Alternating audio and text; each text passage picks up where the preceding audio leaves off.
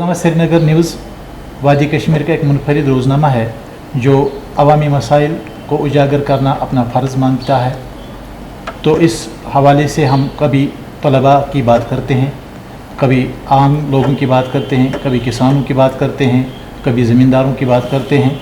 तो कभी यहाँ की मईशत के हवाले से जो जुड़े इदारे हैं उनकी बात करते हैं। तो आज हमने चुना है इसके लिए शेर Kashmir of agriculture science and technology, जहाँ इस इदारे के सरबरा प्रोफेसर डॉक्टर नज़ीर अहमद गनाई साहब हैं, जो हमारे रूबरू है, जिनकी आपसे बात कराएंगे। डॉक्टर साहब वेलकम, आपको इस प्रोग्राम में खुशामदीद है, जो हमने आज मखसूस आपके लिए किया है, ताकि हम जानना चाहेंगे कि इस यूनिवर्सिटी के हवाले से जो ज़िम्मेदारियाँ हैं, जो यहाँ से पोटेंशियल मिलता है पूरे कौम को, उसमें आपका क्या रोल है, इस इदारे का क्या रोल है। पहले तो मैं आपका शुक्रिया अदा करता हूँ। ये जो ज़री यूनिवर्सिटी है, शेर कश्मीर ज़री यूनिवर्सिटी शालीमार में, ये हमारी रियासत का एक अहम तालीमी और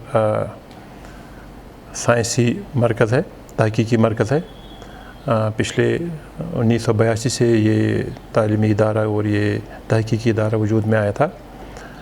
तब से काफ़ी एक लंबा सफ़र हमने तय किया है और बीच में कुछ अप डाउन्स भी हुए, जो हालात जो 1990 से फिर बाद में ख़राब भी चले। तो इन सब को चलते इस इदारे ने यूटी जम्मू कश्मीर और कौमी महाज पे भी काफ़ी बड़ा किरदार अदा किया है। डॉक्टर साहब, हम ये जानते हैं कि इस इदारे ने बहुत सारे स्कॉलर्स पैदा किए हैं, यहाँ बहुत सारे प्रोफेसर्स तैयार किए हैं, और पूरे सिर्फ जम्मू कश्मीर के लिए नहीं, पूरे मुल्क के लिए एक ऐसा इदारा है जिसका बहुत बड़ा योगदान है। तो हम आपसे पूछना चाहेंगे कि जो 2019 की बात करेंगे, 2019 के बाद जब यहाँ सियासी रिजीम चेंज हो गया, सरकार चेंज हो गई, तो उसके बाद इस इदारे के जो ख़ास वाक़यात है, इसमें जो तरक्कियाँ हुई है, जो चेंजेस हुई है, उनके बारे में आप बता दीजिए। अच्छा, आपने पूछा, मैं बता दूं आपको कि इसका जो इस इदारे का जो कंट्रीब्यूशन है सोसाइटी को बहुत बड़ा है। हमारी जो यूटी जम्मू कश्मीर में जितने भी फील्ड क्रॉप्स हैं, चाहे राइस है, वीट है, मेज़ है, सब्ज़ियाँ हैं, ओट्स है, जितनी भी सारी सब्ज़ियाँ जो ये वैराइटीज़ हम कल्टीवेट करते हैं, सारी की सारी वैराइटीज़ इस यूनिवर्सिटी ने रिलीज़ करी हैं।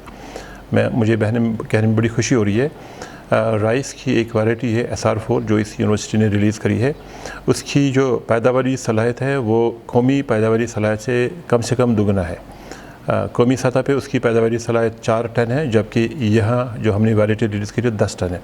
इसी तरह से मुश्कु बुद्धी जो है ना, हमारी एक वैरायटी जो ऑलमोस्ट एक्सटिंक्ट हो गई थी, हमने उसको दोबारा रिवाइव किया, और वो मुश्कु बुद्धी इस वक्त सागाम वाले इलाके में बहुत अच्छी तरह से वो लोग हमारे कल्टीवेट करते हैं और उनको उसका भी फ़ायदा है। शायद मुझे ये कहने में और भी खुशी हो रही है कि किसी ने भी सोचा भी नहीं होगा कि यहाँ पे कश्मीर में बासमती राइस भी हो सकता है, और हाल ही में हमने नाम दिया है शालीमार सुगंध, क्योंकि शालीमार में हमारा कैंपस है। शालीमार सुगंध के नाम से हमने बासमती राइस की एक नई वैरायटी बनाई है, जो हमने इसी साल रिलीज़ करी है, और उससे भी हमारे जो ज़मींदार भाई उनको काफ़ी फ़ायदा होगा, एक रेवोल्यूशन होगा, क्योंकि उसका जो यील्ड है वो भी बराबर है, करीब 6 टन, और उसकी जो कीमत है वो आलमोस्ट दुगनी है। इसी तरह से जो आपका सैफ़रान है, हमारा काफ़ी हेरिटेज क्रॉप है, और सैफ़रान में बड़ा मुश्किल था इसमें जो है ना जीनियाती तौर पे उसमें कुछ बेहतरी लाना, क्योंकि उसका जो तरीका है बढ़ने का, मल्टीप्लाई करे, वो एसेक्चुअल है। लेकिन हमने कुछ नए तरीके उसमें अपनाए और उससे हमने उसको बेहतर किया। रहा सवाल 2019 के बाद हमारी यूनिवर्सिटी में क्या तब्दीलियाँ आई, मैं बता दूं कि 2018 और 19 में जो हमारी यूनिवर्सिटी की जो रैंकिंग हिंदुस्तान में थी सारे देश में, वो थी 27वीं रैंक थी हमारी। लेकिन 2019 के बाद मुसलसल हम अपनी इस रैंक को, अपनी परफॉर्मेंस को हम बढ़ाते गए। 27 से हमने 13, 13 से 12 और 12 से आज हम हिंदुस्तान की 6ठी बेहतरीन एग्रीकल्चर यूनिवर्सिटी है। मैं बताऊंगा कि 2019 के बाद फिर जब कोविड का समय आ गया, सारे देश के लिए बहुत बड़ा चैलेंज था, भाई अब क्या होगा। लेकिन ये बताने में मुझे बड़ी खुशी हो रही है कि 2 साल जो कोविड के यहाँ पे चले,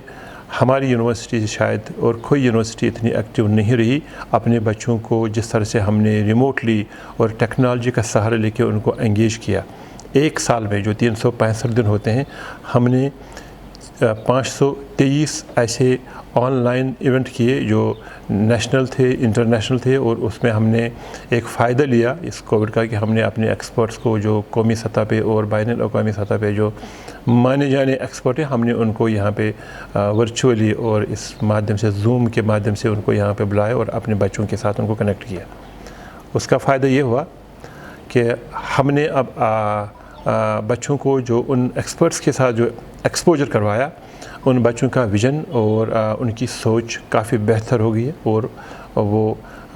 نئے جو ان کے لکش ہیں ان کی طرف وہ اب گامزن ہے۔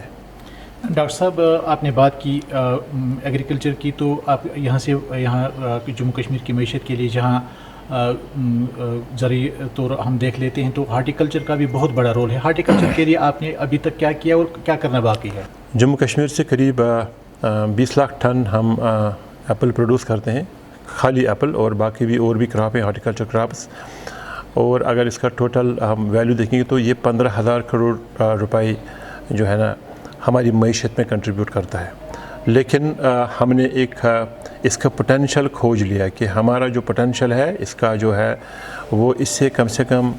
3 گنا سے 4 گنا سے زیادہ، اگر یہ 15,000 ہے تو یہ 60,000 کروڑ سے زیادہ ہو سکتا ہے۔ وہ کیسے کہ یونیورسٹی نے پہلی بار یہاں پہ ڈیمانسٹریٹ کیا جموں کشمیر میں کہ ہم ٹریڈیشنل آرچرڈ سسٹم کو ہائی ڈینسٹی آرچرڈ سسٹم کیسے بنا سکتے ہیں۔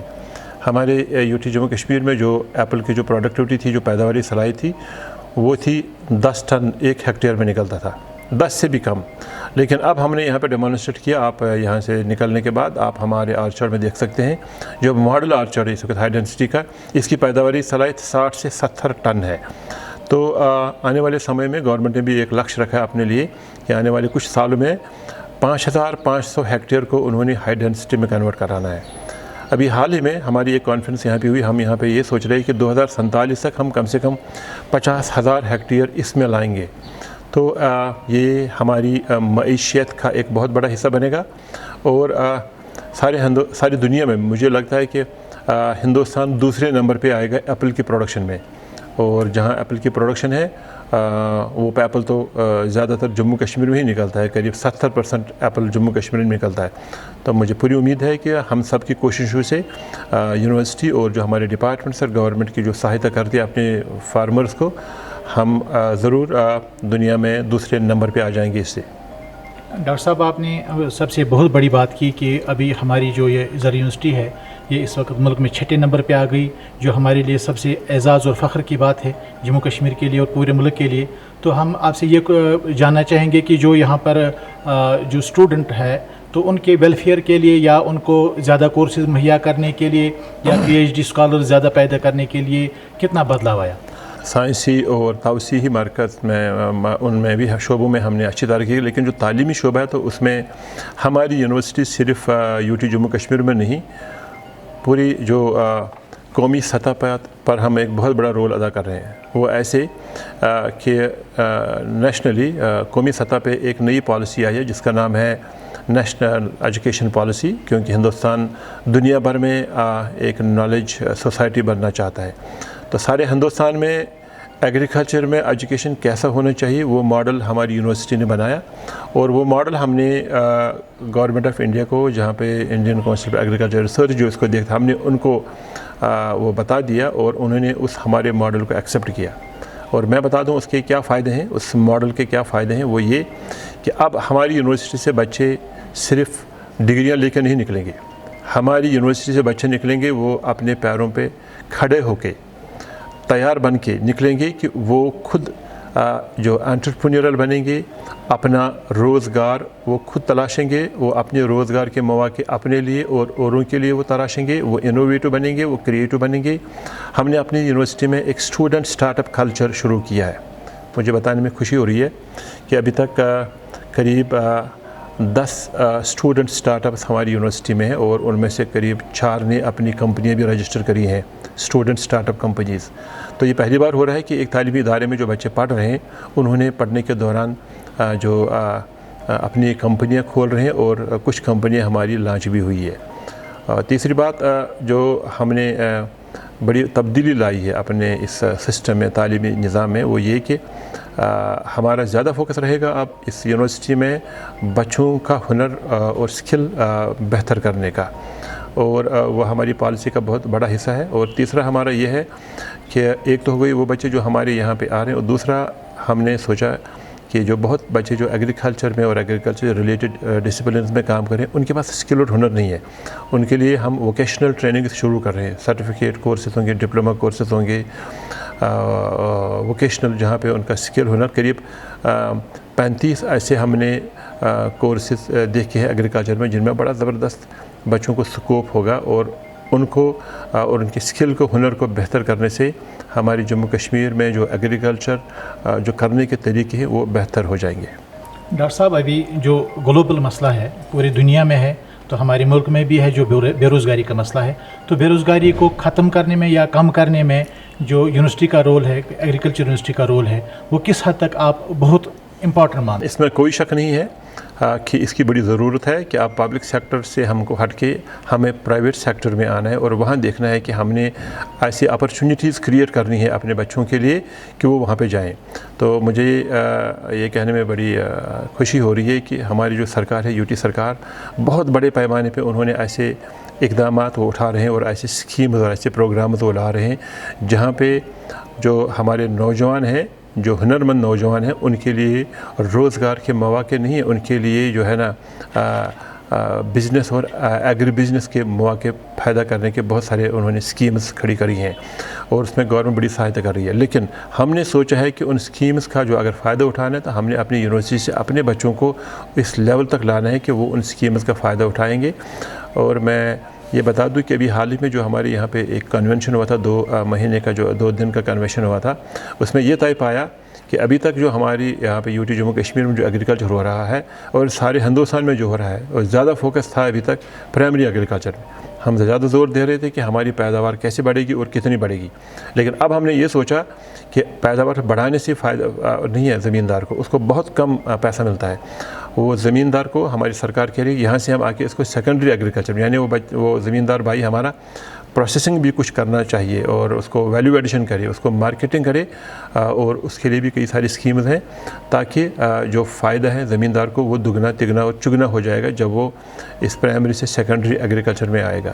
تو اس کے لیے ہمارے جو زمیندار بھائی ہیں ان کو سرکار نے ایک اور اسکیم بنائی ہے جس کا نام ہے فارمرز پروڈیوسرز آرگنائزیشن۔ شاید آپ کو یہ اچھی طرح سے پتہ ہے کہ ہمارے یہاں پہ جو لینڈ ہولڈنگ کیپیسٹی وہ بہت کم ہے۔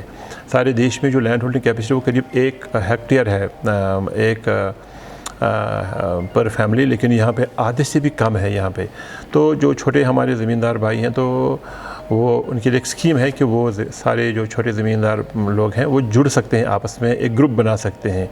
تو گروپ بنا کے وہ ایک پوری اس ویلیو چین کو اپنے کھیت سے لے کے کنزیومر تک جو بھی ان کو کرنا ہے اس سارے پروسیس میں ان کو سپورٹ ملے گا، گورنمنٹ کا سپورٹ ان کو ملے گا، اور اس طرح سے ایک بڑا زبردست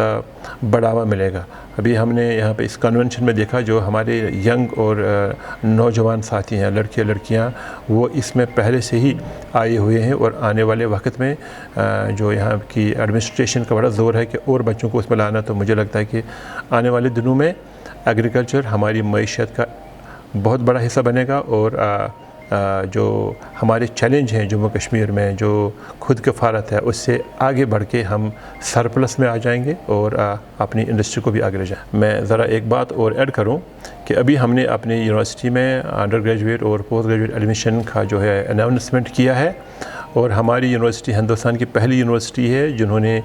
ایڈمیشن اب کی بار نیشنل ایجوکیشن پالیسی کے تحت کرنا ہے، اور ہم نے اپنے سارے تعلیمی نظام کو جو یہ قومی بہت بڑی اسکیم ہے نیشنل ایجوکیشن، اس کے مطابق ہم کر رہے ہیں، اور یہ پہلی بار ایسا ہو رہا ہے۔ اور اس میں یہ ہوگا اس نئے نظام میں کہ جو بچے اب یہاں سے نکلیں گے اس نئے نظام کے تحت، ان سارے بچوں میں ہنر ہوں گے، اور یہاں سے نکلنے کے بعد مجھے پوری امید ہے کہ اب ہمارے بچے اس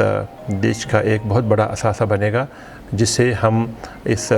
خطے کا اور اس کی معیشت کا ایک بہت بڑا کلیدی کردار ہم بن سکتے ہیں۔ شکریہ۔ جزاک اللہ ڈاکٹر صاحب، آپ کا بہت بہت شکریہ۔ تو تھینک یو۔ ناظرین، یہ تھے ڈاکٹر پروفیسر نذیر احمد صاحب جو زر یونیورسٹی کے وائس چانسلر ہیں، اور اس بڑے اثاثے کے ذمہ دار ہیں، سربراہ ہیں۔ انشاءاللہ آئندہ بھی آپ سے ملیں گے، آئندہ بھی آپ کو اس یونیورسٹی کے حوالے سے جو اہم معلومات ہوں گے لوگوں تک پہنچائیں گے۔